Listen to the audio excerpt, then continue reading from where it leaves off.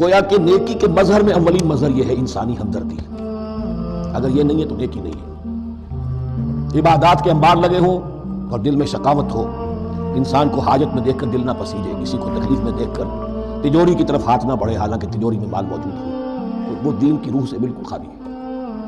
یا آپ سورہ آل عمران میں پڑھیں گے لن تنالوا البر حتى تنفقوا مما تحبون، تم نیکی کے مقام کو پہنچ ہی نہیں سکتے جب تک کہ خرچ نہ کرو اس میں سے جو تمہیں پسند ہے. جس سے طبیعت گھبرا گئی، اکتا گئی، کپڑے میں جو بوسیدہ ہو گئے وہ دے دیے، حاتم طائی کی قبر کو لات مار دی، وہ نہیں.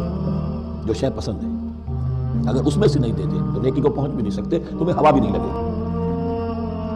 وَأَقَامَ الصَّلَاةَ وَآتَى الزَّكَاةَ، دیکھیے نماز اور زکوٰۃ اب آ رہے ہیں. یہ ہے حکمت دین کہ ایک ہے روح دین، وہ ہے ایمان، اور جو اس کے مظاہر ہے مظہر اول انسانی ہمدردی.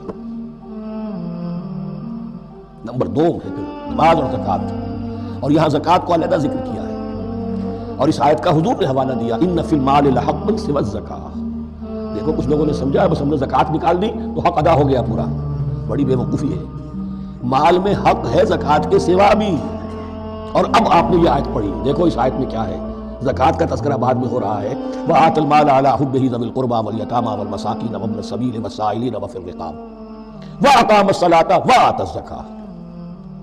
اس کی کیا حکمت ہے کہ ایمان کو تر و تازہ رکھنے کے لیے نماز ہے، اقم الصلاۃ لذکری، اور انسانی ہمدردی میں مال خرچ کرنے کے جذبے کو پروان چڑھانے کے لیے برقرار رکھنے کے لیے زکوٰۃ ہے. اتنا تو دو نا کم سے کم.